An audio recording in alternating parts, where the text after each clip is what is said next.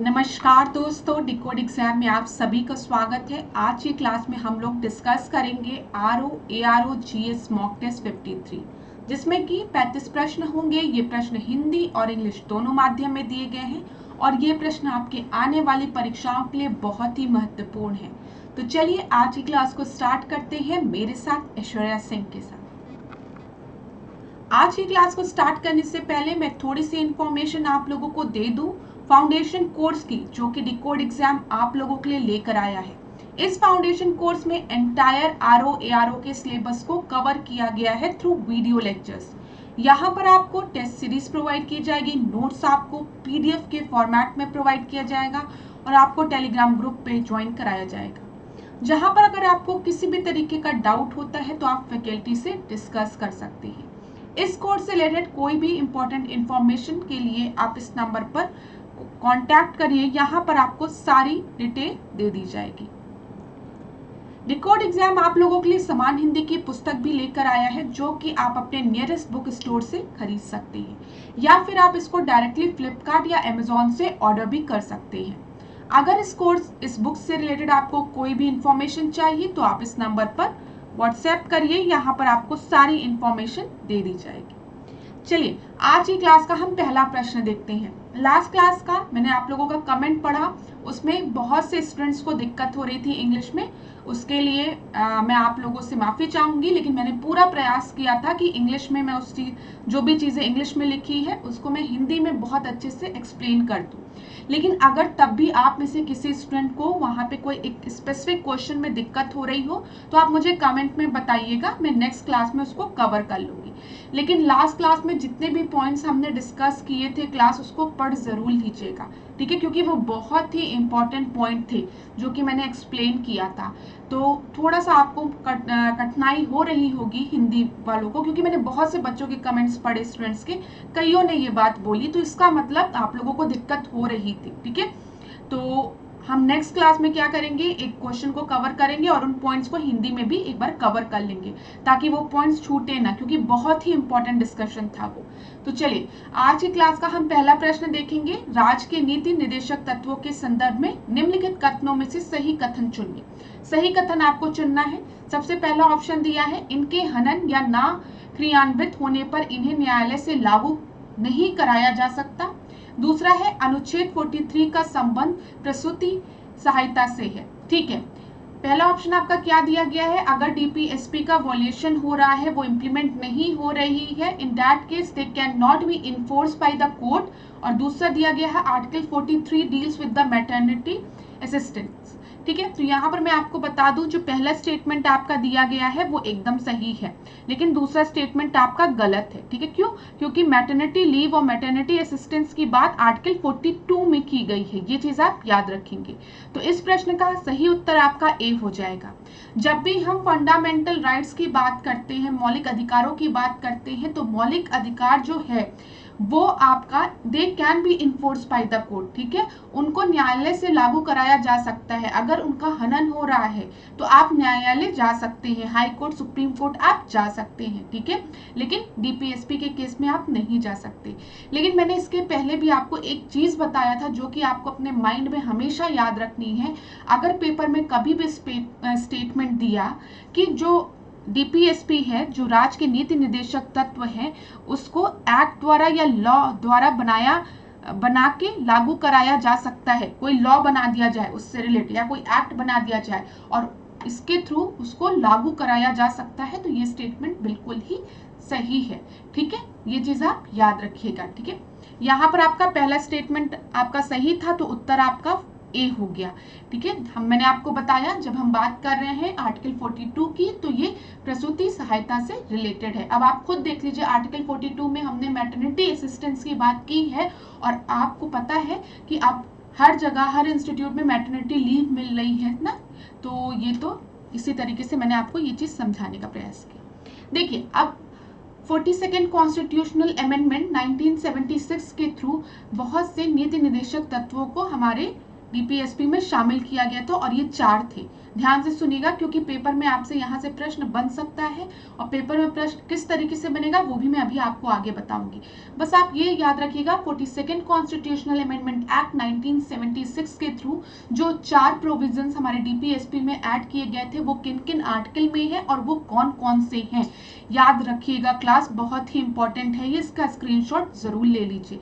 सबसे पहले अनुच्छेद 39 की बात की गई है, आर्टिकल 39, जिसमें कि किसको असिस्टेंस देने की बात कही गई है, बच्चों को, ठीक है, बच्चों के स्वास्थ्य की बात की गई है, उनके विकास की बात की गई है, उनको अवसर प्रदान करने की बात कही गई है, ठीक है। 39A में अगर हम आते हैं तो यहाँ पर समान न्याय को बढ़ावा देने के लिए और गरीबों को निःशुल्क कानून सहायता प्रदान करने को कहा गया, फ्री लीगल एड की बात यहाँ की गई है, याद रखिएगा। फिर 43A में क्या कहा गया है, उद्योगों के प्रबंधन में श्रमिकों की भागीदारी को सुरक्षित करने के लिए कदम उठाना, ये आर्टिकल 43A है, ठीक है। और 48A में क्या कहा गया है, रक्षा और पर्यावरण को बेहतर बनाना और जंगलों और एवं वन्य जीवन की रक्षा। तो ये चीज याद रखिएगा class, 42nd constitutional amendment act के थ्रू कौन कौन से 4 डीपीएसपी ऐड किए गए, वो किस आर्टिकल में है और वो कौन से हैं, पेपर में यहाँ से प्रश्न बन सकता है, इसलिए यहाँ पर मैंने आपको बताया, इसको याद कर लीजिएगा। यहाँ पर आपका 43A जो है वो 42nd कॉन्स्टिट्यूशनल अमेंडमेंट एक्ट 1976 के थ्रू ऐड किया गया था। एक और प्रोविजन जो था डीपीएसपी में ऐड किया गया था जिसको कि हमने 43B में रखा है, ठीक है, वो क्या है आपका, कोऑपरेटिव सोसाइटी से रिलेटेड है, ठीक है, सहकारी समितियों से रिलेटेड है, ये चीज याद रखिएगा। इसको किस कॉन्स्टिट्यूशनल अमेंडमेंट एक्ट के थ्रू ऐड किया गया है, इसको 97th कॉन्स्टिट्यूशनल अमेंडमेंट एक्ट के थ्रू ऐड किया गया है। ये भी एक इंपॉर्टेंट प्रश्न है, पेपर में पूछा गया है, इसलिए मैंने आपको बताया। 43B में कोऑपरेटिव सोसाइटी की बात की गई है, सहकारी समितियों की बात की गई है, जो कि हमारे संविधान के 97th कॉन्स्टिट्यूशनल अमेंडमेंट एक्ट के थ्रू ऐड किया गया था। सारी चीजें बहुत इंपॉर्टेंट है। अब देखिए यहाँ पे एक प्रश्न दिया है, इस प्रश्न को ध्यान से पढ़िएगा, ठीक है। प्रश्न क्या है, अनुच्छेद 48A के तहत पर्यावरण और वन जीवों की सुरक्षा और संरक्षण को भारत के संविधान में निम्न द्वारा शामिल किया गया है। तो किस कॉन्स्टिट्यूशनल अमेंडमेंट एक्ट के थ्रू 48A, जिसमें कि प्रोटेक्शन ऑफ एनवायरनमेंट की बात कही गई है, वाइल्ड लाइफ के प्रोटेक्शन की बात कही गई है, तो मैंने अभी थोड़ी देर पहले आपको बताया है, इसको 42nd कॉन्स्टिट्यूशनल अमेंडमेंट एक्ट 1976 के थ्रू ऐड किया गया है। इतनी चीजें क्लियर हो रही है, आपको जरूर हो रही होगी क्योंकि मैं बहुत ही सरल तरीके से बताने का प्रयास कर रही हूँ। अब देखिए क्लास, एक और इम्पोर्टेंट पॉइंट यहाँ पर आप लोग नोट कर लीजिए, कभी भी पेपर में यहाँ से प्रश्न बने, क्योंकि यूपीएससी में तो यहाँ से प्रश्न बना है, ठीक है, लेकिन अब आने वाले पेपर्स में यहाँ से प्रश्न बन जाए तो आपका गलत ना हो, ये चीज याद रखिएगा। वन जीव संबंधी संवैधानिक प्रावधान क्या कहाँ दिए गए हैं उसकी बात हम कर रहे हैं, ठीक है। वाइल्ड लाइफ को प्रोटेक्ट करने की बात कर रहे हैं हम, एनवायरनमेंट के प्रोटेक्शन की बात कर रहे हैं। तो पहला प्रोविजन तो अभी हमने थोड़ी देर पहले बात की है, राज्य के नीति निर्देशक तत्व डीपीएसपी में दिया गया है, 42nd कॉन्स्टिट्यूशनल अमेंडमेंट एक्ट 1976 के थ्रू उसको ऐड किया गया, और वो कौन सा आर्टिकल था, 48A, जिसमें कि पर्यावरण के संरक्षण और उसको बढ़ावा देने की बात कही गई है, उसको पूरा पढ़ लीजिएगा, ठीक है। इसी के साथ साथ 42nd कॉन्स्टिट्यूशनल अमेंडमेंट एक्ट के थ्रू फंडामेंटल ड्यूटीज में 51A का जो जी प्रोविजन है उसमें भी वन जीव और प्रकृति को संरक्षण की रक्षा करने की बात कही गई है। कहा गया है ये हमारा एक मौलिक कर्तव्य है। क्या है इसको हम देख लेते हैं। आर्टिकल 51A का जो जी प्रोविजन है उसमें कहा गया है वनों एवं वन जीवों सहित प्राकृतिक पर्यावरण की रक्षा और उसमें सुधार करना प्रत्येक नागरिक का मौलिक कर्तव्य होगा। तो इतनी चीजें आप याद रखिएगा क्लास, क्योंकि पेपर में प्रश्न यहाँ से भी बन सकता है, इसलिए मैंने आपको बताया है। यहाँ तक कि मैं आपको ये भी बोलूंगी कि अगर आप मेंस लिख रहे हैं तो वहां पर आप इस तरीके से अपने आंसर्स को लिखेंगे तो आपका आंसर और इफेक्टिव होगा। जैसे अगर वाइल्ड लाइफ प्रोटेक्शन या इन्वायरमेंट प्रोटेक्शन से रिलेटेड कोई भी चीज आई तो आप लिख सकते हैं हमारे संविधान में क्या क्या प्रावधान है, यहाँ ये चीज मेंशन की गई है, तो थोड़ा सा आंसर आपका और बेहतर होगा। चलिए, इतनी चीजें क्लियर हो गई होगी। डीपीएसपी से रिलेटेड जितने भी इंपॉर्टेंट क्वेश्चंस बन सकते हैं वो हम डिस्कस करते हुए चल रहे हैं। याद करिए, लास्ट क्लास में हमने गांधीयन प्रिंसिपल से रिलेटेड प्रश्नों को भी डिस्कस किया था, ठीक है, कि कौन कौन से आपके गांधीयन प्रिंसिपल पे बेस्ड आपके डीपीएसपी हैं। दूसरा प्रश्न अब हम देखते हैं, निम्नलिखित मामलों वादों को आरोही क्रम में व्यवस्थित कीजिए, ठीक है। Arrange the following cases claim in ascending order. तो यहाँ पे सबसे पहले आपका दिया है गोलकनाथ केस, फिर मिनर्वा मिल केस, फिर केशव नंद भारती केस, फिर शंकरी प्रसाद केस। तो यहाँ पर हम देखते हैं सबसे पहले आपका कौन सा केस है, ये एक इंपॉर्टेंट प्रश्न है, देखिए शंकरी प्रसाद केस है, फिर उसके बाद कौन सा है, फिर गोलकनाथ, हाँ, फिर गोलकनाथ केस है, फिर केशव नंद भारती केस है, फिर मिनर्वा मिल केस है। तो यहाँ पर सबसे पहले आपका 4 हो गया, फिर आपका कौन सा हो गया, 1 हो गया, फिर 3 हो गया, फिर 2 हो गया, 4 1 3 2। तो डी आपका जो है वो सही उत्तर है। अब यहाँ पर आप सभी को पता है, हम लोग ईयर देख लेते हैं एक बार। 1951 में सबसे पहले शंकरी प्रसाद केस आया, ठीक है। उसमें क्या कहा गया था, उसमें कहा गया था कि मौलिक अधिकारों में परिवर्तन किया जा सकता है, ठीक है। संसद मौलिक अधिकारों में परिवर्तन कर सकती है, 1951 में शंकरी प्रसाद बाद में इसको कहा गया था। उसके बाद 1967 में गोलकनाथ वाद आया, गोलकनाथ केस आया, जिसमें क्या बोला गया कि जो मौलिक अधिकार है उसमें कटौती नहीं की जा सकती है। समझने की कोशिश करिएगा, जब शंकरी प्रसाद केस आया तो उसमें बोला गया कि मौलिक अधिकारों में परिवर्तन किया जा सकता है, लेकिन गोलकनाथ केस में कहा गया कि मौलिक अधिकारों में किसी भी तरीके की कटौती नहीं की जा सकती है। 1973 में जब आपका लार्जेस्ट बेंच बैठी और केशव नंद भारती केस का डिसीजन आया, तो उसमें क्या बोला गया, उसमें बोला गया कि हम लोग मौलिक अधिकारों में परिवर्तन कर सकते हैं, लेकिन जो मूल ढांचा है उसमें कोई भी परिवर्तन नहीं होना चाहिए। जो बेसिक स्ट्रक्चर ऑफ कॉन्स्टिट्यूशन है उसमें कोई भी चेंज नहीं होना चाहिए। ये चीज याद रखिएगा। केशव नंद भारती वाद 1973 में सर्वोच्च न्यायालय ने संसद की मौलिक अधिकारों में संशोधन की शक्ति को मान्यता दी, किंतु आधारभूत ढांचे का सिद्धांत भी दे दिया, basic structure, doctrine of basic structure. इसके साथ कोई भी छेड़खानी नहीं होनी चाहिए।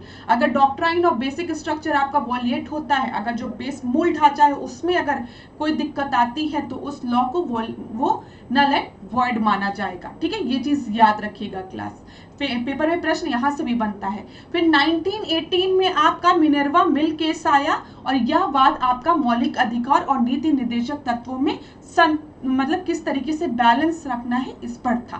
तो इतनी चीजें आपकी क्लियर हो गई, ठीक है। सेकंड का डी आपका सही उत्तर था। चलिए, थर्ड प्रश्न को अब हम देखते हैं, निम्नलिखित में से कौन सा राज्य संघ शासित प्रदेश एक बार फिर से मैं इसको पढ़ती हूँ।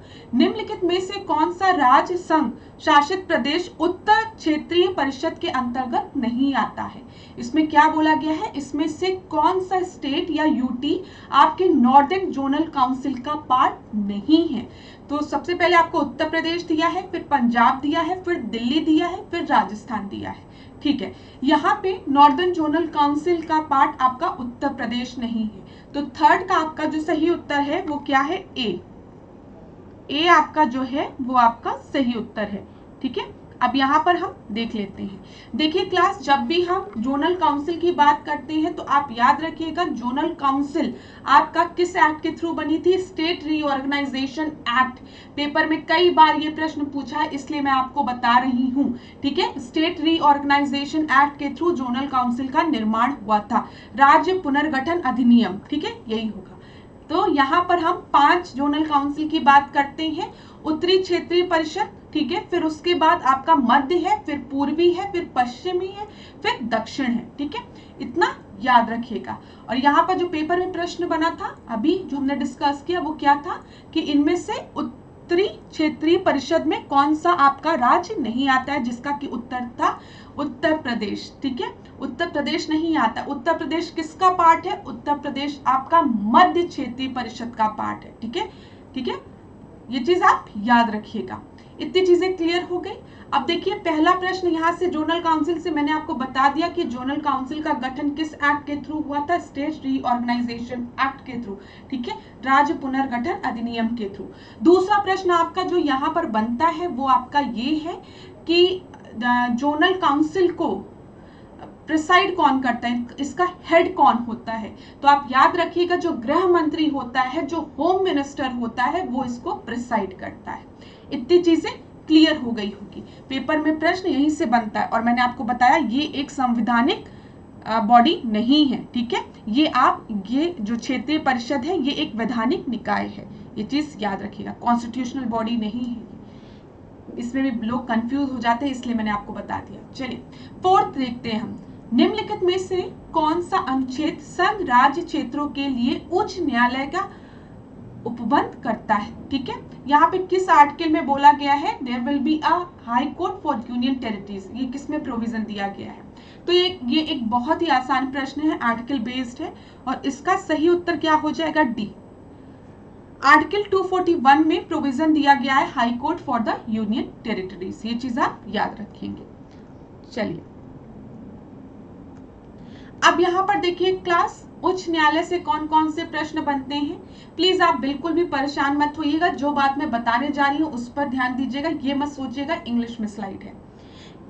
आपसे पूछेगा सबसे पहले हाई कोर्ट कहाँ बना, तो आप याद रखिएगा बॉम्बे में 1862 में, ठीक है। फिर उसके बाद कोलकाता मद्रास, 1862 में ही आपके बॉम्बे कोलकाता मद्रास में हाई कोर्ट का गठन हुआ, ये चीज आप याद रखिएगा। लेकिन सबसे पहले अगर पूछेगा तो बॉम्बे आप टिक लगाएंगे, इतनी चीज याद है, याद रखिएगा। अब इलाहाबाद हाई कोर्ट आपका कब बना, क्योंकि यूपी स्पेशल से रिलेटेड प्रश्न में पूछ सकता है कि इलाहाबाद उच्च न्यायालय की स्थापना कब हुई थी, तो 1866 में, ठीक है, 1866 में, याद रखिएगा यहाँ पर। अब यहाँ पर एक और प्रश्न जो हाई कोर्ट से रिलेटेड बन सकता है उसको ध्यान से सुनिए। बहुत से ऐसे हाई कोर्ट्स हैं जिनका की जुरिस्डिक्शन एक स्टेट से ज्यादा स्टेट पर है, ठीक है। जैसे कि जब हम बॉम्बे हाई कोर्ट की बात करते हैं तो बॉम्बे हाई कोर्ट महाराष्ट्र, दादर नागर हवेली, दमन दीव और गोवा, इन सभी जगह इसका जुरिस्डिक्शन है, ठीक है। कोलकाता हाई कोर्ट की जब हम बात करते हैं तो ये वेस्ट बंगाल, अंडमान निकोबार। मद्रास की बात करते हैं तो Tamil Nadu and Puducherry. Guwahati high court की जब हम बात करते हैं तो असम, नागालैंड, मिजोरम एंड अरुणाचल प्रदेश। पेपर में प्रश्न ऐसे ही पूछ लेगा कि कौन सा आपका ऐसा राज्य है जो कि गुवाहाटी हाई कोर्ट के जुरिस्डिक्शन में नहीं आता है, और यहाँ पर आपको नॉर्थ ईस्टर्न स्टेट दे देगा, ठीक है। जैसे असम आता है, नागालैंड आता है, मिजोरम आता है और अरुणाचल प्रदेश आता है। याद रखिएगा ये बहुत ही इंपॉर्टेंट प्रश्न है, इसलिए मैं आपसे डिस्कस कर रही हूं। और Punjab and Haryana high court has jurisdiction over Punjab, Haryana and Chandigarh. इतना आपको समझ में आ गया, इसमें कोई भी दिक्कत नहीं हो रही होगी। स्क्रीनशॉट जरूर ले लीजिएगा, पेपर में यहां से भी प्रश्न बनता है, ठीक है, समझ में आ रहा है, इसका स्क्रीनशॉट जरूर लीजिए क्लास, ये बहुत ही इंपॉर्टेंट चीज है। चलिए ये आपका हो गया। अब हम लोग फिफ्थ प्रश्न को देखते हैं, निम्नलिखित में से कौन सा कथन सत्य है। ये भी एक आर्टिकल बेस्ड क्वेश्चन है। आज के क्लास में हमने अनुच्छेद पे आधारित कई प्रश्नों को इंक्लूड किया है। क्यों? क्योंकि अनुच्छेद से भी रिलेटेड डायरेक्ट प्रश्न आपके पेपर में पूछे जाते हैं, तो जरूरी है अब आप अनुच्छेद भी याद करते हुए चले। इसीलिए हम लोग ने सोचा कि आज अनुच्छेद से रिलेटेड प्रश्नों को इंक्लूड किया जाए, ताकि आप लोग आर्टिकल्स भी अब याद करते हुए चले और पेपर में गलत ना हो। तो चलिए देखिए यहाँ पर कौन सा सही है बोला गया है। आर्टिकल 83 दिया है, 85 दिया है, 87 दिया है और 88 दिया है, ठीक है। इसको आप लोग पॉज करिए और एक बार इसको पढ़िए।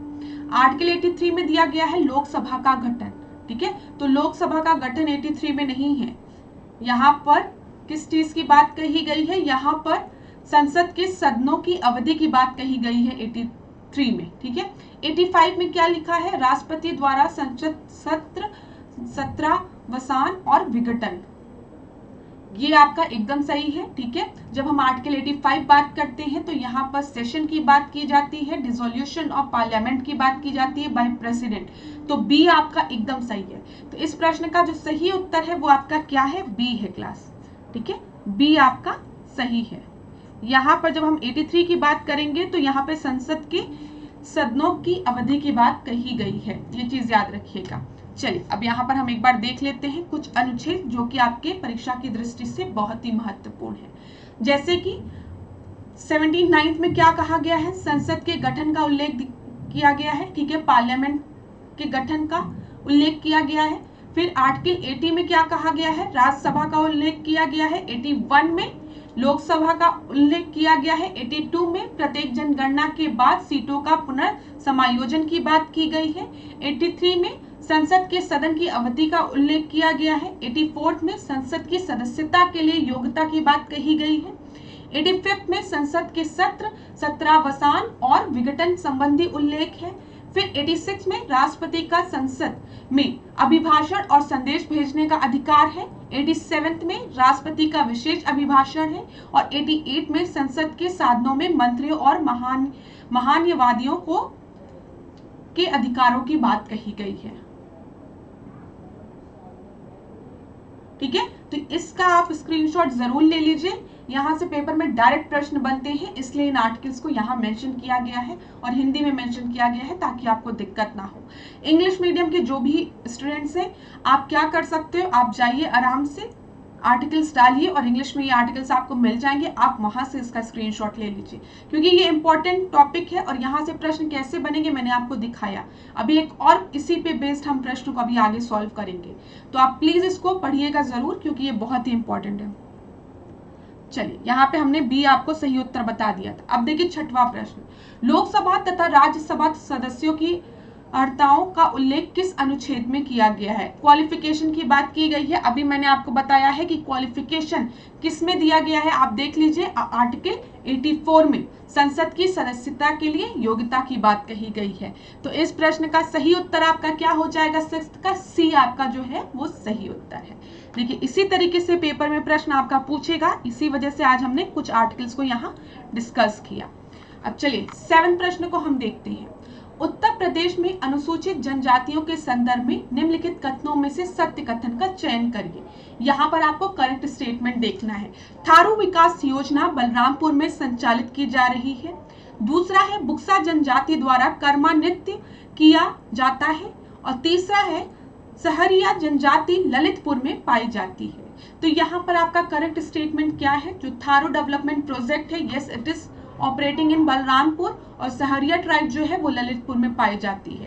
तो पहला और तीसरा जो है वो आपका एकदम सही उत्तर है। लेकिन यहाँ पर जो दूसरा ऑप्शन आपका दिया गया है कि जो कर्मा डांस है वो बुक्सा ट्राइब द्वारा परफॉर्म किया जाता है, ये आपका गलत है।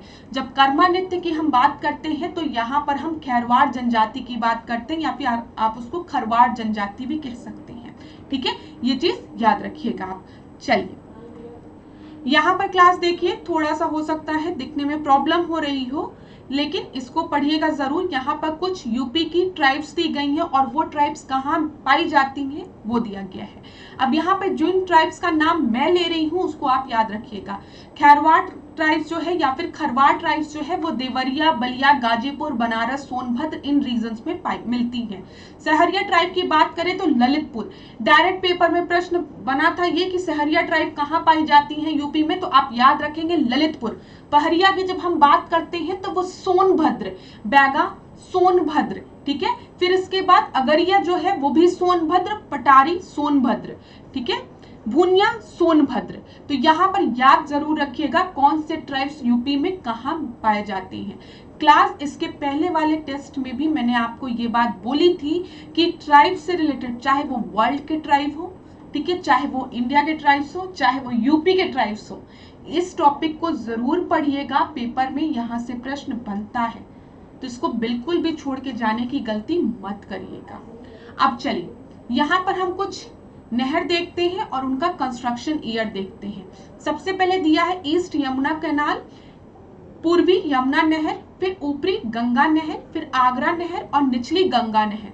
जब हम बात करते हैं पूर्वी गंगा नहर की, चलिए पूर्वी गंगा नहर की जब हम बात करते हैं तो ये आपका कब बना है, ये आपका 1830 में बना है। ठीक है, फिर उसके बाद जब हम ऊपरी गंगा नहर की बात करते हैं तो 1854 में। ठीक है, आगरा नहर की 1874 और निचली गंगा नहर की 1878। तो हम देख सकते हैं क्या है 4321, 4321 कहां पर दिया गया है, सी में दिया गया है। तो 8th का आपका जो सही उत्तर है वो क्या है, सी है। एक बार आंसर को चेक कर लेते हैं, सी आपका सही उत्तर है। चलिए 9th प्रश्न को अब हम देखते हैं। उत्तर प्रदेश में मॉनसून मैदानी भागों के पूर्व से प्रवेश करता है। उत्तर प्रदेश में मॉनसून मैदानी भागों के पूर्व से प्रवेश करता है।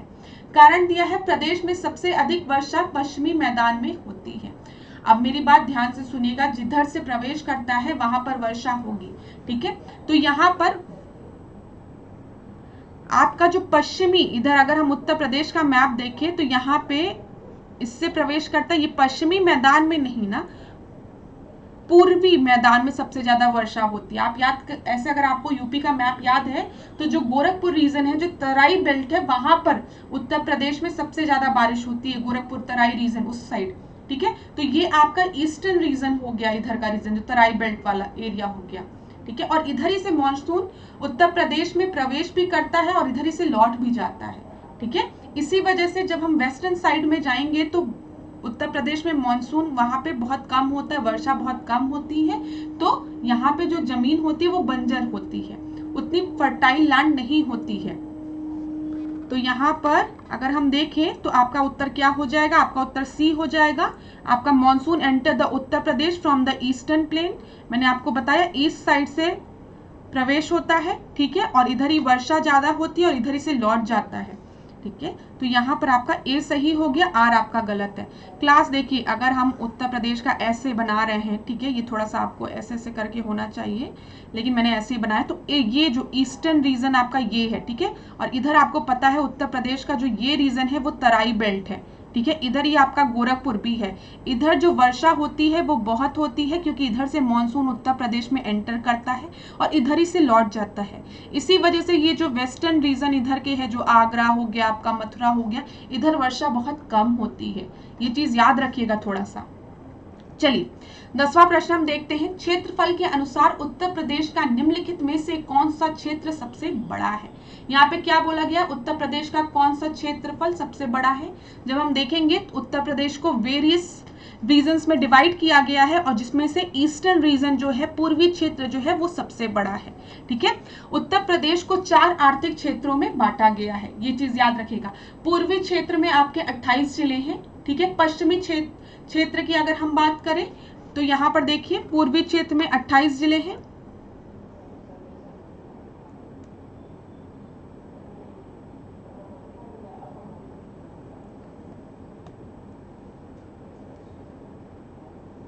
ठीक है। पश्चिमी क्षेत्र में आपके कितने जिले हैं, 30 जिले हैं। केंद्रीय क्षेत्र में आपके 10 जिले हैं और बुंदेलखंड क्षेत्र में आपके 7 जिले हैं। यहाँ पर मैं रुक क्यों गई, आप पश्चिमी क्षेत्र को देखिए पासचोमी लिखा है, ठीक है। तो इसको आप लोग सही कर लीजिएगा क्लास, बहुत ही गलत यहाँ पे लिखा हुआ है, ये इसको पश्चिमी क्षेत्र करिएगा, ठीक है। तो पूर्वी क्षेत्र में 28 जिले हैं, इसको एक बार अपडेट भी कर लीजिएगा क्या कोई चेंज हुआ है, वैसे इतने ही होंगे। पूर्वी क्षेत्र में 28 जिले हैं, पश्चिमी में 30 जिले हैं, केंद्रीय क्षेत्र में 10 जिले हैं और बुंदेलखंड में 7 जिले हैं। लेकिन अगर हम देखें क्षेत्रफल की दृष्टि से, जो कि आपके पेपर में पूछा गया है, तो क्षेत्रफल की दृष्टि से सबसे बड़ा जो है वो आपका पूर्वी क्षेत्र है, ठीक है। इसके बाद आपका पश्चिमी क्षेत्र है, फिर तीसरे स्थान पर आपका केंद्रीय क्षेत्र है और आखिरी में आपका बुंदेलखंड है। तो इतनी चीजें क्लियर हो गई। 11वां प्रश्न देखते हैं। वर्ष 2011 की जनगणना के अनुसार देश के किस राज्य में अनुसूचित जनजाति का प्रतिशत सबसे कम था, ठीक है। यहाँ पर क्या बोला गया है, सबसे अधिक था, ठीक है। सबसे कम की बात नहीं कही गई है, सबसे अधिक की बात की गई है। और याद रखिएगा इस प्रश्न में हाईएस्ट परसेंटेज की बात की गई है। कहां पर सबसे ज्यादा हाईएस्ट परसेंटेज है, शेड्यूल्ड ट्राइब का, मेघालय, मिजोरम, अरुणाचल प्रदेश और मध्य प्रदेश। परसेंटेज की बात की गई है, तो यहाँ पर आपका जो सही उत्तर होगा 11वें का वो आपका बी होगा, मिजोरम, ठीक है। बी जो है वो आपका सही उत्तर है 11th का। अब देखिए क्लास, यहीं पर आप याद रखिएगा, अगर हम जनसंख्या को परसेंटेज के हिसाब से देखें तो 8.6% आपके शेड्यूल्ड ट्राइब्स हैं, ठीक है। लेकिन अगर आपसे यहाँ पर पेपर में प्रश्न पूछा होता कि सबसे ज्यादा अनुसूचित जनजाति की संख्या कहाँ पर है, पॉपुलेशन कहाँ पर है तब आप लगाते मध्य प्रदेश, लेकिन परसेंटेज पूछने की वजह से आपका आंसर क्या हो गया था, मिजोरम हो गया था। ठीक है, अब यहीं पर एक और प्रश्न अगर आपसे कोई पूछेगा कि केंद्र प्रशासित प्रदेश में सबसे ज्यादा प्रतिशत कहां पर है शेड्यूल्ड ट्राइब का, तब आप क्या उत्तर लगाएंगे, लद्दाख लगाएंगे। तो याद रखिएगा जो चीजें मैंने आपको बताई है।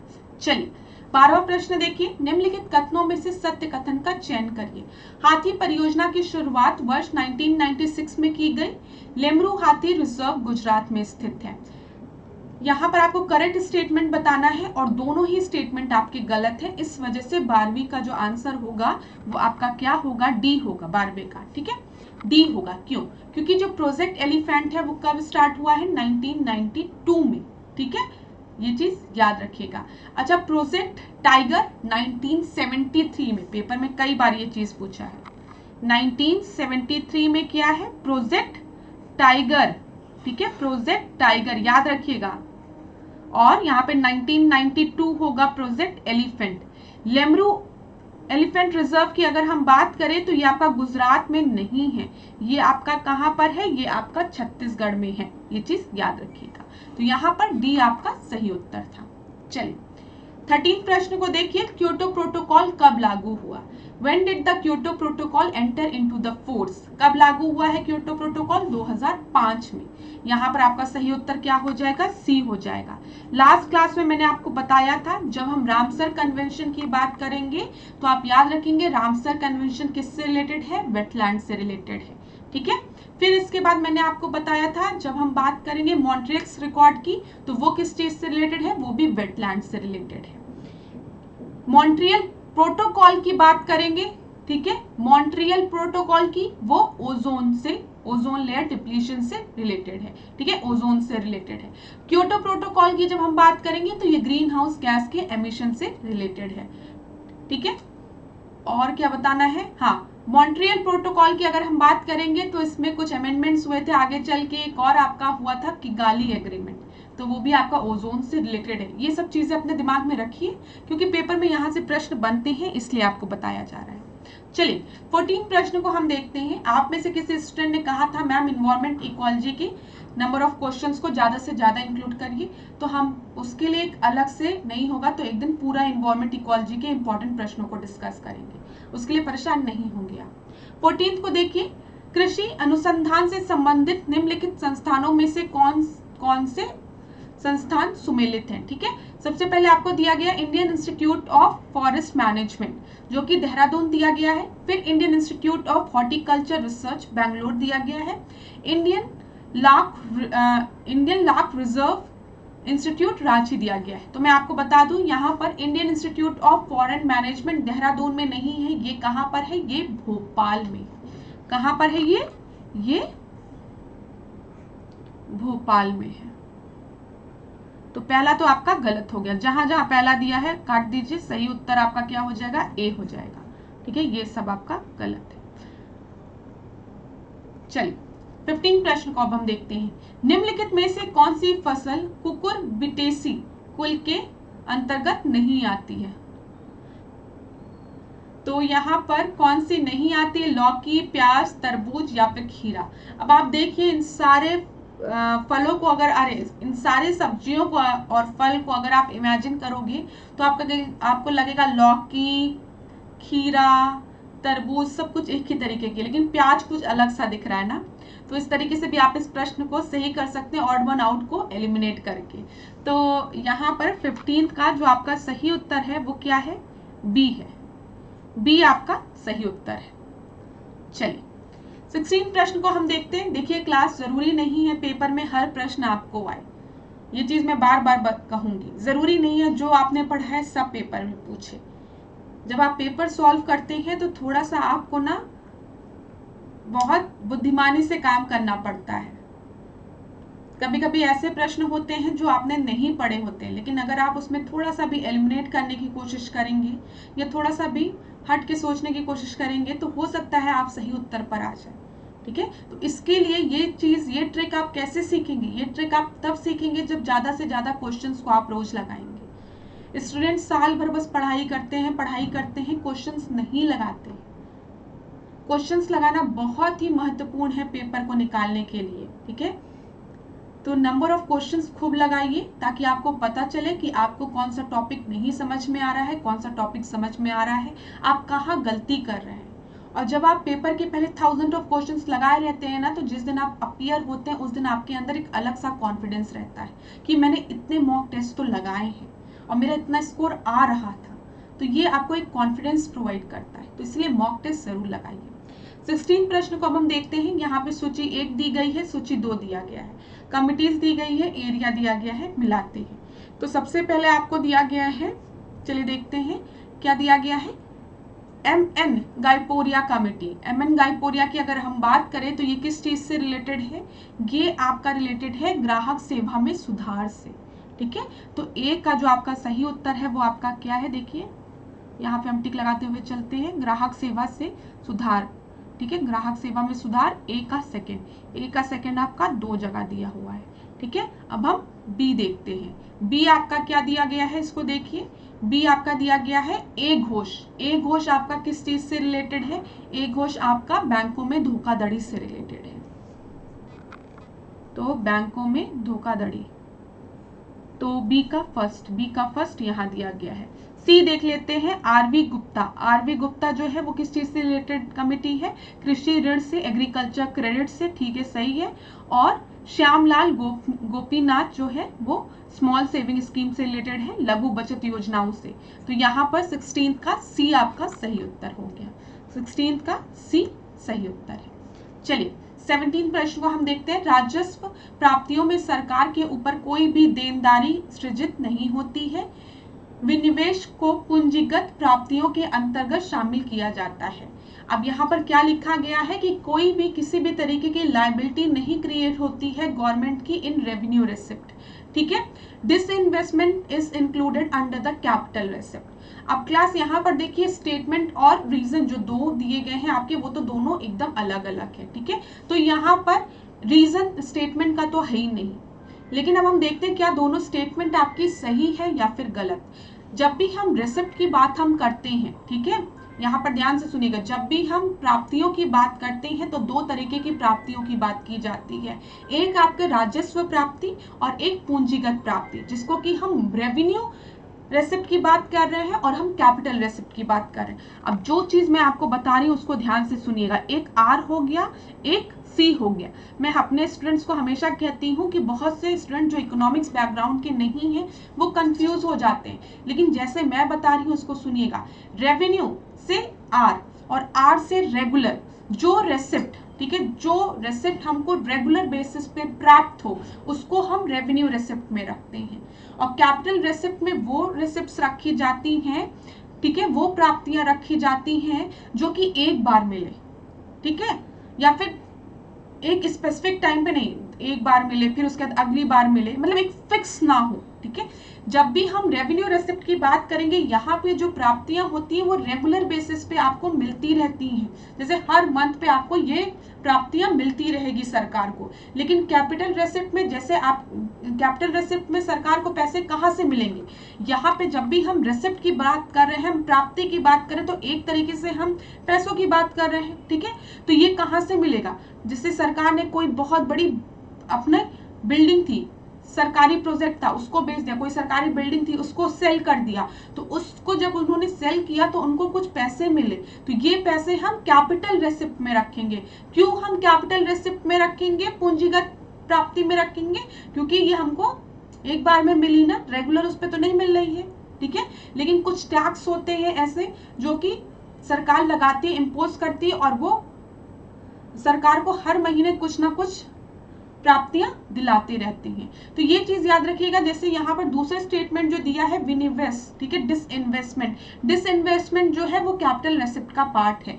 क्यों कैपिटल रेसिप्ट का पार्ट है? डिसइन्वेस्टमेंट में क्या होता है, जो सरकार की जो पब्लिक सेक्टर की कोई यूनिट थी उसको सरकार क्या कर रही है, गवर्नमेंट क्या कर रही है, सेल कर रही है, और जब उसको वो सेल कर रही है उस यूनिट को, तो उस कंडीशन में सरकार को पैसे मिलेंगे, ठीक है, ये चीज याद रखिएगा। तो सरकार को पैसे मिलेंगे ना, तो disinvestment is under the capital receipt. एक डिफरेंस आपको और पता होना चाहिए, जब भी हम रेवेन्यू रिसिप्ट की बात करते हैं तो यहाँ पर किसी भी तरीके की लायबिलिटी नहीं क्रिएट होती है, लेकिन जब हम कैपिटल रिसिप्ट की बात करते हैं, जब हम पूंजीगत प्राप्तियों की बात करते हैं, तो यहाँ पर लायबिलिटी भी, देनदारी भी क्रिएट होती है और एसेट भी क्रिएट होता है, दोनों चीज हो सकता है। अब कैसे, अब आप समझने की कोशिश करिएगा। जैसे सरकार की कोई पब्लिक सेक्टर की कोई यूनिट थी, जब सरकार उसको सेल कर रही है तो सरकार को पैसे मिल रहे हैं, तो यहाँ पर क्या हुआ, सरकार ने अपना एक एसेट सेल किया। समझ में आ रहा है, एक एसेट उन्होंने सेल किया। और जैसे अब सरकार बोरो कर रही है, अब गवर्नमेंट क्या कर रही है, बोरो कर रही है कि सेंट्रल बैंक से, आरबीआई से ही बोरो कर रही है, तो यहाँ पर अब जो गवर्नमेंट है उसकी एक लायबिलिटी क्रिएट होती है, देनदारी सृजित होती है कि उसको कुछ समय बाद इस पैसे को वापस करना है। समझ में आ रहा है, ये चीज समझ में आया। मैं फिर से आपको एक बार समझाने की कोशिश करती हूँ इस चीज को। जब भी हम रेवेन्यू रेसिप्ट की बात करेंगे, रेवेन्यू रेसिप्ट की, तो ये रेगुलर बेसिस पे हर महीने सरकार को ये प्राप्तियां मिलती रहती है एक बेसिस पे। जैसे जब टैक्स सरकार लगाती है तो टैक्स से पैसे आते रहते हैं। लेकिन जब हम कैपिटल रेसिप्ट की बात करते हैं तो यहाँ पर जो प्राप्तियां हैं वो एक बार में मिलेंगी, या तो फिर हो सकता है कभी कभार कुछ महीने बाद मिले, लेकिन रेगुलर नहीं होता है। और कैपिटल रेसिप्ट में आपका डिसइन्वेस्टमेंट आता है, बोरोइंग आती है। सरकार चाहे तो किसी बैंक से बोरो, कहीं से बोरो कर सकती, बोरो कर रही है सरकार, पैसे ले रही है, ठीक है, पैसे आ रहे हैं लेकिन वो बोरो करके आ रहे हैं। अब हर महीने थोड़ी बोरो करेगी, कभी कभी जब उसको जरूरत होगी तब बोरो करेगी ना। और यहाँ पर डिसइन्वेस्टमेंट भी आता है, जब सरकार अपना ही कोई पब्लिक सेक्टर यूनिट या कुछ सेल करती है तब भी उसको पैसे मिलते हैं, लेकिन हर महीने थोड़ी बैठी है कि हम सेल करेंगे। इस तरीके से आप इसको समझने की कोशिश करिएगा। एक पॉइंट जो आपको याद रखना है, कैपिटल एसेट में ये एसेट और लायबिलिटी जनरेट करती है, ये चीज भी आप याद रखेंगे। अगर सरकार ने किसी से पैसे लिए हैं तो ये सरकार को कुछ समय बाद उसको वो पैसे वापस करने हैं, ये उसकी लायबिलिटी है। समझ में आ रहा है ये चीज। चलिए, तो यहाँ पर आपका सही उत्तर क्या हो जाएगा, ये आर जो है वो आपका एकदम सही है। Disinvestment is included under the capital receipt but no liability is created on the government in the revenue, ये भी सही है। ए और आर जो है वो आपका एकदम सही है, लेकिन इसको एक्सप्लेन नहीं कर रहा है, तो बी आपका सही उत्तर हो जाएगा। यहाँ पर सी दिया है, इसको काट दीजिए, एकदम गलत दिया है, यहाँ पर आपका बी होगा, ठीक है। राजस्व प्राप्तियां ऐसी प्राप्तियां होती हैं जिनमें सरकार के ऊपर किसी भी तरीके की देनदारी सृजित नहीं होती है, लायबिलिटी नहीं होती है, ना ही सरकार की परिसंपत्तियों में गिरावट होती है, किसी भी एसेट का लॉस नहीं होता है। राजस्व प्राप्तियों में आयकर, संपत्ति कर, मैंने आपको बताया जितने भी टैक्स है, निगम टैक्स, सार्वजनिक क्षेत्र के उपक्रमों से प्राप्त लाभांश, शुल्क, फीस एंड ड्यूटीज जो होते, जुर्माने जो आपके होते हैं, से प्राप्त होने वाली राशि, सरकार द्वारा प्राप्त किए गए अनुदान आदि को शामिल किया जाता है, ठीक है। ये आपको समझ में आ गया, रेगुलर बेसिस पे जो मिलता रहे, जैसे टैक्स हो गया, फीस हो गई, वो हर महीने मिलता रहेगा। विनिवेश, ऋण वसूली जो मैंने आपको बताया, आंतरिक बाजार उधारी आदि पूंजीगत प्राप्तियां होती है। देखिए यहाँ पर एक्सप्लेन, व्याख्या आपकी सही लिखी है लेकिन उत्तर आपका गलत लिखा, तो इसको बी कर लीजिएगा, ठीक है। जब भी हम डिसइन्वेस्टमेंट की बात करेंगे तो वो आपका कैपिटल रेसिप्ट के अंदर आता है। चलिए, कंफ्यूजन नहीं हो रही होगी किसी को इसमें। 18 प्रश्न को हम देखते हैं। भारत निम्नलिखित में से किस अंतरराष्ट्रीय संगठन का सदस्य नहीं है? अब यहाँ पर आप बताइए, भारत किस अंतरराष्ट्रीय उसका सदस्य नहीं है? तो OECD का सदस्य नहीं है, आर्थिक सहयोग एवं विकास संगठन का। Organisation for economic corporation and development का सदस्य भारत नहीं है, और सभी का भारत सदस्य है। तो यहाँ पर जो आपका सही उत्तर है 18 का, वो क्या हो जाएगा, डी आपका सही उत्तर हो जाएगा, ठीक है। 19 प्रश्न को अब हम देखते हैं। यहाँ पर आपका क्या दिया है, निम्नलिखित में से हड़प्पा सभ्यता का कौन सा स्थल दाशक नदी के तट पर स्थित है? तो दाशक नदी के तट पर आपका कौन सा आपका नगर स्थित है? तो सुतकान गेंडोर, ठीक है। आपका ए जो है वो आपका सही उत्तर है, ए आपका सही उत्तर है। यहाँ पर देखिए, ये जो आपका ये बलूचिस्तान पाकिस्तान में दाशक नदी के तट पर स्थित है, ये चीज आप याद रखिएगा। तो ये सुतकांडेव गेंडोल जो है वो आपका पाकिस्तान में है, ठीक है, बलूचिस्तान में दाशक नदी की तट पर स्थित है। 20वें प्रश्न को अब हम देखते हैं। आंध्र सातवाहन वंश के निम्नलिखित शासकों को पहले से बाद के क्रम में अरेंज करिए, ठीक है, इनको अरेंज करना है आपको। तो देखिए, तो सबसे पहले यहाँ पर कौन सा होगा, यहाँ पे सबसे पहले आपका होगा, देखते हैं हम लोग, सबसे पहले आपका यहाँ पर होगा सतकर्णी, ठीक है, सबसे पहले सतकर्णी होगा, उसके बाद हाल होगा, फिर उसके बाद आपका पुलवामी होगा, फिर आपका यज्ञश्री सतकर्णी होगा चौथे नंबर पे। तो आखिरी पे तो आपका यज्ञश्री सतकर्णी होगा, ठीक है, और पहले नंबर पर आपका कौन होगा, सतकर्णी प्रथम, और दूसरे नंबर पे हाल। चलिए देखते हैं अब हम लोग इसको। तो यहाँ पर आपका सही उत्तर क्या हो जाएगा, 2 1 3 4, 2 1 3 4। एक बार आंसर को मिलाते हैं। यहाँ पर आपका सही उत्तर क्या है, देखिए सी जो है वो आपका सही उत्तर है, ठीक है। 21वां प्रश्न देखते हैं। सूची 1 दी गई है और सूची 2 दी गई है। यहाँ पे पैसेंजर और देश का नाम दिया गया है। क्लास बहुत ही इंपॉर्टेंट प्रश्न, पेपर में यहाँ से प्रश्न बनता ही है, इसको आप जरूर करिएगा। इसके पहले वाले टेस्ट में भी मैंने यात्रियों से रिलेटेड प्रश्नों को डिस्कस किया है। आज की क्लास में हम इसको रिवाइज कर रहे हैं। जिन स्टूडेंट्स ने भी पहले की क्लासेस नहीं देखी है वो प्लीज उन क्लासेस को देखिए। तो चलिए, निकोलो दी कांटी की बात करें तो ये आपके कहाँ से थे, ये आपके थे इटली से, ठीक है। जब हम बात करते हैं अब्दुल रजाक की, तो अब्दुल रजाक कहाँ के थे, फारस के थे, ठीक है। जब हम नूनिज की बात करते हैं तो नूनिज कहाँ के थे, आपके पुर्तगाल के थे। और निकेतन की अगर हम बात करते हैं तो ये कहाँ के थे, ये रूस के थे। तो आंसर आपका क्या हो जाएगा, 1 3 2 4, 1 3 2 4। चलिए यहाँ पर देखिए आपका कहाँ दिया, 1 3 2 4 बी में दिया है, बी आपका सही उत्तर है, ठीक है, बी आपका सही उत्तर है। देखिए, जब हम निकोलो दी कॉन्टी की बात करते हैं तो ये इटली के यात्री थे, आपको पता है। ये संगम वंश में आए थे, किसके समय पे आए थे, ये देवराय प्रथम के दरबार में आए थे। याद रखिएगा, जो भी पॉइंट्स मैं आपको बता रही हूँ, पेपर में प्रश्न यहाँ से भी बनता है कि किस रूलर के समय पे आए थे। तो निकोलो दी कॉन्टी जो है वो देवराय प्रथम के समय पे आए थे। अब्दुल रजाक की जब हम बात करते हैं तो ये आपके फारसी यात्री थे, ये भी संगम वंश में आए थे, ठीक है, संगम वंश के समय पे। ये किसके समय पे आए थे, देवराय द्वितीय के दरबार में। ये चीज याद रखिएगा, ये देवराय द्वितीय के दरबार में आए थे। जब नूनिज की बात करते हैं तो नूनिज जो है वो पुर्तगाली यात्री है और ये तुल्लुक वंश के समय में आए थे। और ये किसके समय में आए थे, अच्युत देवराय के समय में, ठीक है, या तुल्लुक वंश के अच्युत देवराय के समय विजयनगर आए थे, ठीक है, ये चीज आप याद रखिएगा। और निकेतन की जब हम बात करते हैं, जो कि एक रूसी यात्री थे, वह बहमनी साम्राज्य के समय में आए थे। और वो किस रूलर के समय पे आए थे, मोहम्मद जो तृतीय थे उनके समय में आए थे। बहमनी साम्राज्य के मोहम्मद तृतीय के समय में ये आए थे, ठीक है। तो इतनी चीजें आप याद जरूर रखिएगा, क्लास यहाँ से प्रश्न बनता है। 22वां प्रश्न हम देखते हैं। निम्नलिखित में से भारत का कौन सा वॉइसरॉय साहित्य जगत में ओवन मेरिडिथ के नाम से जाना जाता है। तो यहाँ पर लॉर्ड लिटन दिया है, लिटन की स्पेलिंग इंग्लिश में गलत दी है, इसको सही कर लीजिए, यहाँ पे वाई कर लीजिए, ज्यादातर वाई लिखा रहता है। Lord Lytton, Lord Ripon, Lord Dufferin और लॉर्ड मिंटो। तो यहाँ पर देखिए, डफरिन की बात जब भी करते हैं तो इंडियन नेशनल कांग्रेस का गठन हुआ है, याद रखिएगा 1885। लॉर्ड रिपन की जब हम बात करते हैं तो लोकल सेल्फ गवर्नमेंट याद रखिएगा, ठीक है, ये याद रखिएगा, local self government. Factory act याद रखिएगा लॉर्ड रिपन के समय पे, ठीक है। इल्बर्ट बिल याद रखिएगा लॉर्ड रिपन के समय में। ये सारी चीजें आपको याद रखनी है। वेनाकुलर प्रेस एक्ट को हटाया किसने था, लॉर्ड रिपन ने हटाया था, ठीक है। लगाया किसने था, लॉर्ड लिटन ने लगाया था। और ओवन मेरिडिथ किसे कहा जाता है, लॉर्ड लिटन को कहा जाता है।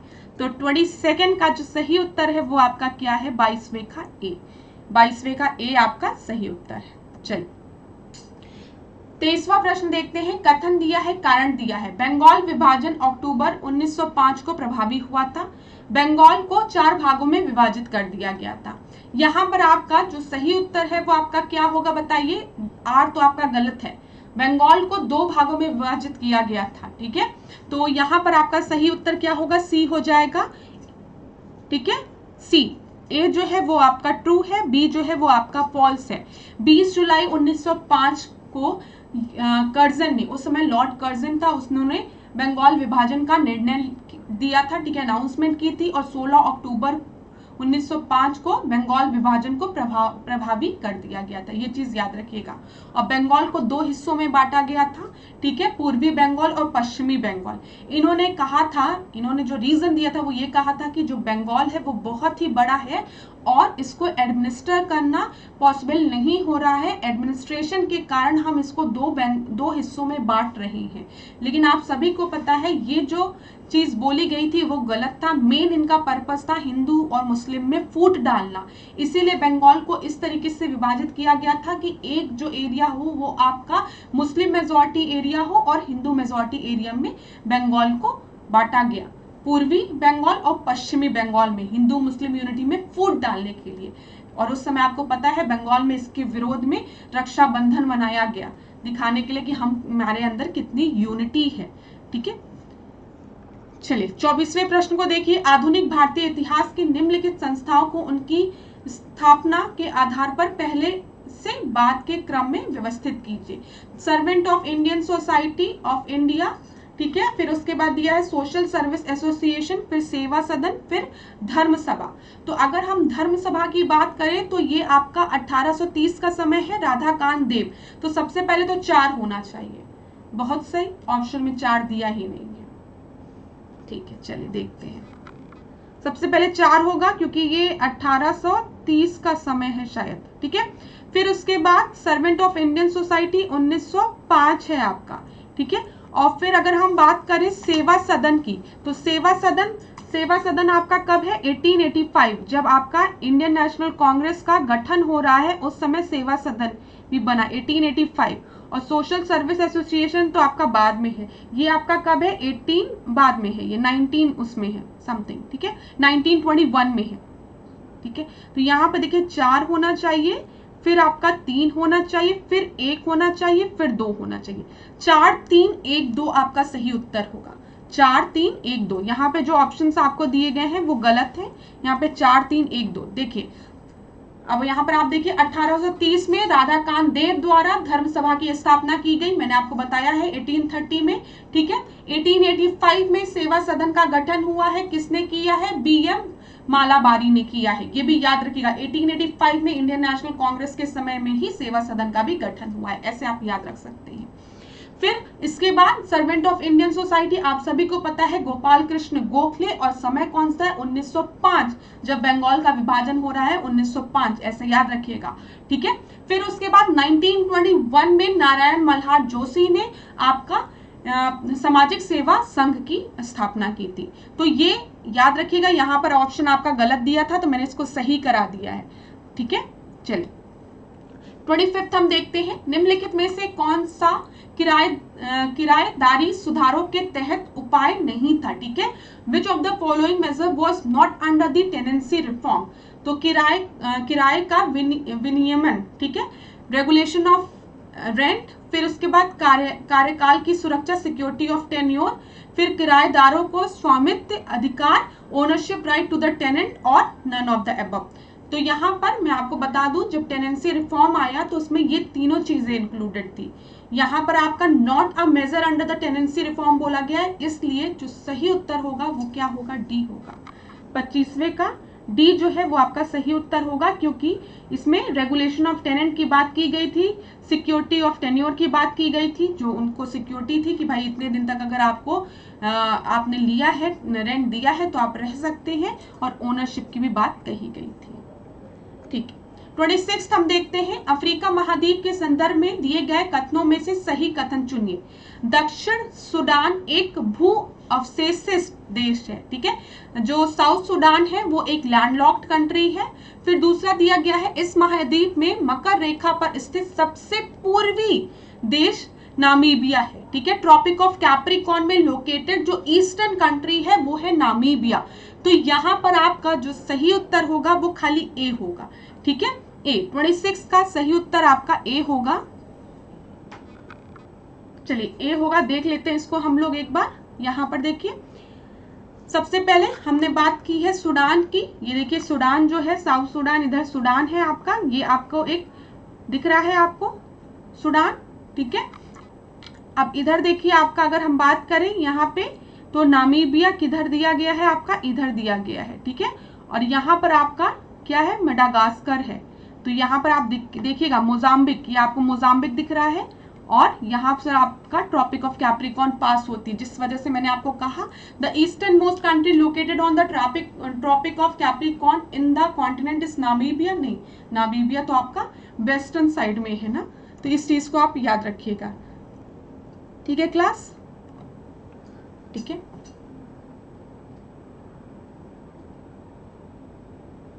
ये चीज आप याद रखिएगा। अच्छा, यहाँ पर एक चीज और आपको कंफ्यूजन हो सकती है, मैं आपको बता दूं कि मैम यहाँ पे आपने सूडान दिखाया और प्रश्न में आपसे बोला गया था कि south Sudan is a landlocked country, ठीक है।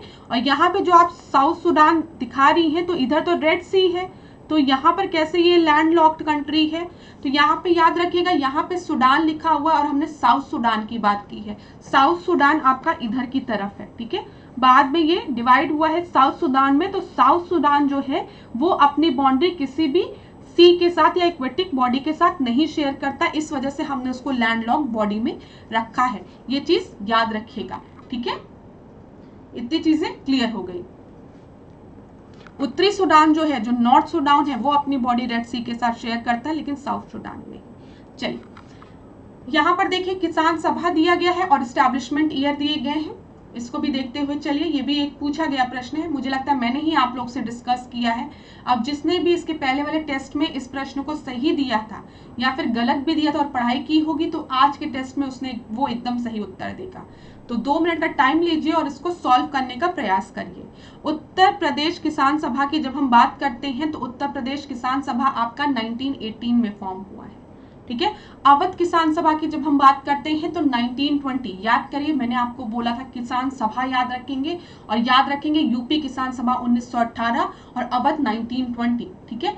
फिर उसके बाद बिहार किसान सभा की जब हम बात करेंगे तो 1929 और ऑल इंडिया किसान सभा 1936। तो यहाँ पर आपका सही उत्तर जो है वो क्या है, वो आपका सी है।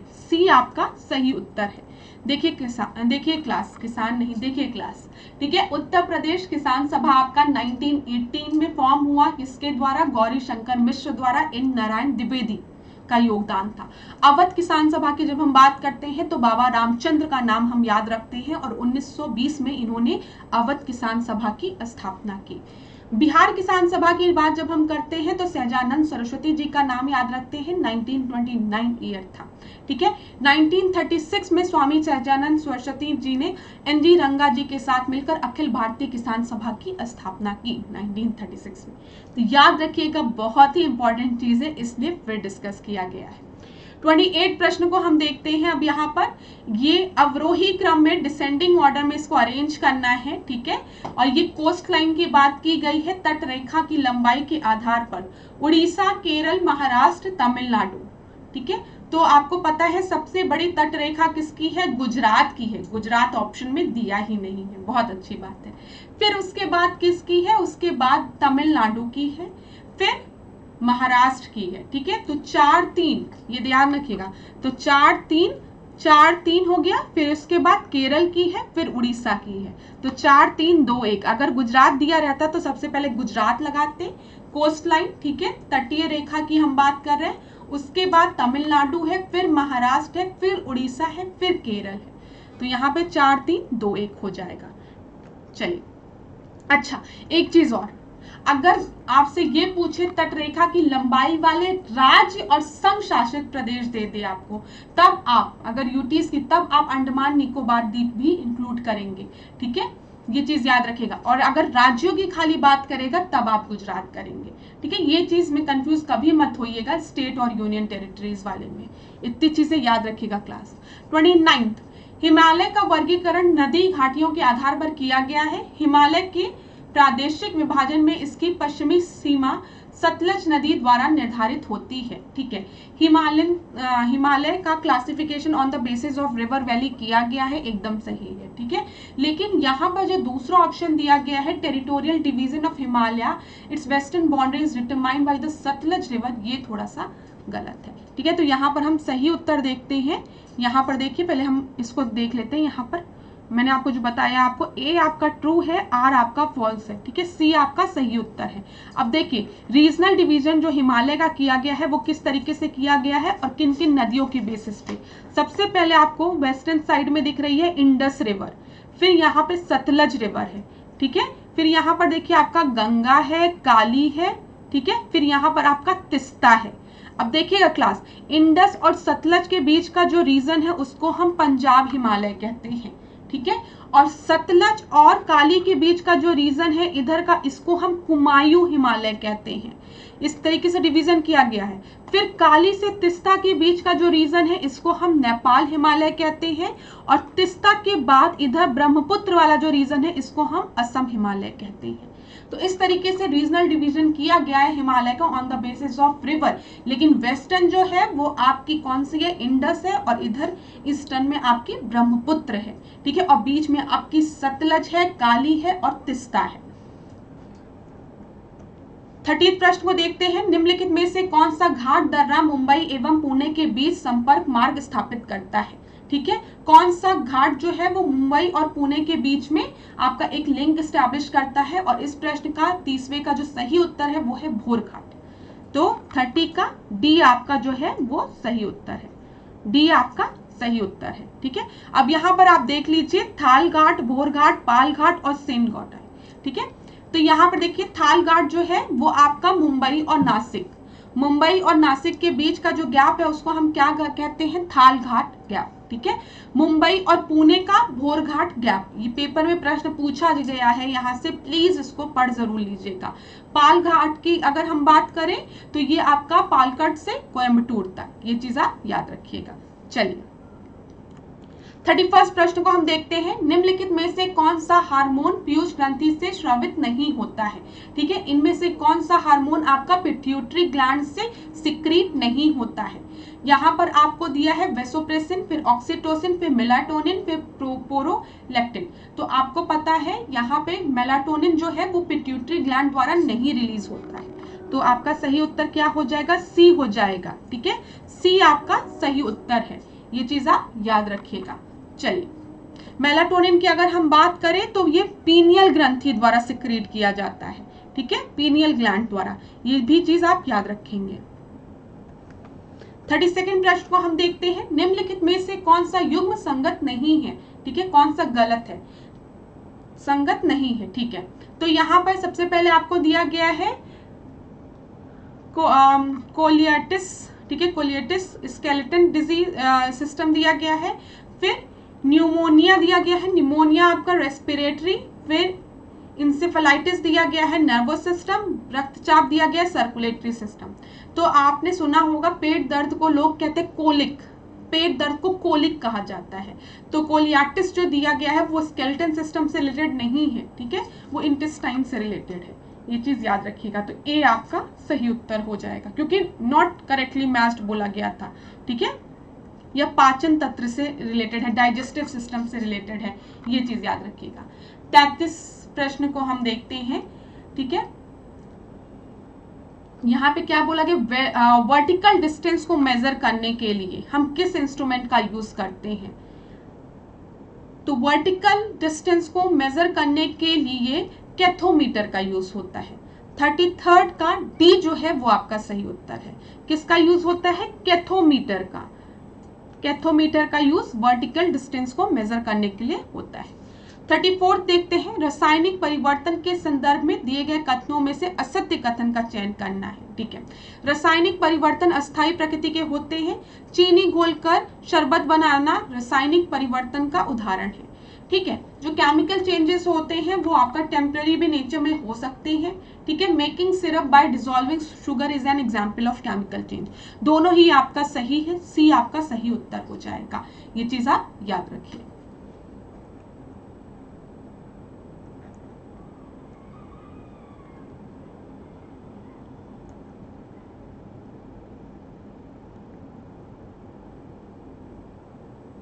देखिए क्लास, यहाँ पर एक चीज देखिएगा, यहाँ पर अस्थाई लिखा है, ठीक है, एक मिनट, इस चीज को आप करेक्ट करिए। यहाँ पे क्या लिखा है, अस्थाई लिखा है ना, यहाँ पे ये स्थाई करिए, यहाँ पे टेम्पररी मत करिए, यहाँ परमानेंट करिए। अब आप मुझे बताइए, यहाँ पे जो दूसरा एग्जाम्पल हमने बोला है, चीनी घोलकर शरबत बनाना रासायनिक परिवर्तन का उदाहरण है।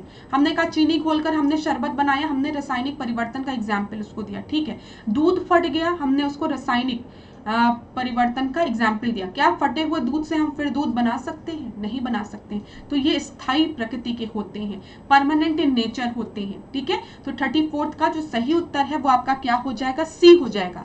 रासायनिक परिवर्तन में पदार्थ के अणुओं के रासायनिक संगठन और उनकी आंतरिक संरचना में परिवर्तन होता है, अतः ये परिवर्तन आपके स्थायी प्रकृति के होते हैं। जैसे दूध का फटना, दूध से दही बनना, ठीक है, शरीर में भोजन का पकना, ईंधन का जलना, ये सब, ठीक है। और यहाँ पर ये जो एग्जाम्पल आपका दिया गया है, making syrup bye dissolving sugar is an example of chemical change. यहाँ पर ये केमिकल चेंज नहीं हो रहा है, ये आपका एक फिजिकल चेंज हो रहा है, भौतिक चेंज हो रहा है। अच्छा क्लास, यहाँ पर क्या दिया गया था, select the false statement. False statement दिया गया था ना, इस वजह से ये आपका सही है, ठीक है। यहाँ पे आपका आंसर एकदम सही दिया गया है। देखिए यहाँ पे सी दिया गया था, उस हिसाब से ये प्रश्न सही है। यहाँ पर मेरे पढ़ने में गलती हुई फॉल्स और ट्रू में, ठीक है। तो यहाँ पर अगर हम इसको फॉल्स रखेंगे तब आपका सही उत्तर सी होगा, लेकिन अगर हमने इसको ट्रू कर दिया तो ये आपका गलत हो जाएगा। अच्छा, इसको मैं एकदम सही करा दूं आप लोगों का, एक मिनट इसको हटाइए जरा, ये चलिए यहाँ पर एक बार इस प्रश्न को फिर से हम देखते हैं। इस प्रश्न को ध्यान से देखिएगा आप लोग। यहाँ पर क्या लिखा है, रासायनिक परिवर्तन के संदर्भ में दिए गए कथनों में से असत्य कथन का चयन करिए। रासायनिक परिवर्तन अस्थायी प्रकृति के होते हैं? नहीं, रासायनिक परिवर्तन जो होते हैं वो आपके परमानेंट नेचर के होते हैं, ठीक है। चीनी घोलकर शरबत बनाना रासायनिक परिवर्तन का उदाहरण है, ये आपका गलत है, क्योंकि ये एक फिजिकल चेंज हो रहा है, हमने चीनी को घोल दिया है, ठीक है। ये एक रासायनिक चेंज नहीं है। रासायनिक चेंज में आपका दूध फटना आ गया, ठीक है, उसका दही बनना, ये सब एक रासायनिक चेंज है। और यहाँ पे फॉल्स स्टेटमेंट पूछा था, इसी वजह से आपका सही उत्तर सी हो जाएगा। 34th का सी आपका सही उत्तर दिया है। 35th देखते हैं, निम्नलिखित में से कौन सा युग्म संगत नहीं है? Which of the following pair is not compatible, ठीक है, कौन सा सही नहीं है? सोडियम के साथ आपको कॉर्नेलाइट दिया है, कैप्सिकम के साथ जिप्सम दिया है, एल्यूमिनियम के साथ आपका डायस्पोर दिया है, तांबे के साथ कैल्कोपाइराइट दिया है। तो यहाँ पे जब हम क्रोनोलाइट की बात करते हैं तो वो आपका सोडियम के साथ नहीं है, ये आपका गलत है। जब हम क्रोनोलाइट की बात करते हैं तो ये आपका पोटेशियम और मैग्नीशियम का ओर होता है, अयस्क होता है, ठीक है। तो thank you so much class. आज के सेशन को यहीं पे हम एंड करेंगे। नेक्स्ट क्लास में हम फिर 35 प्रश्नों के साथ मिलेंगे, ठीक है। इसी तरीके से डिकोड एग्जाम के साथ मेरे साथ ऐश्वर्या सिंह के साथ बने रहिए। क्लास अच्छी लगी हो तो वीडियो को लाइक करना ना भूलें। धन्यवाद। आपका दिन मंगलमय।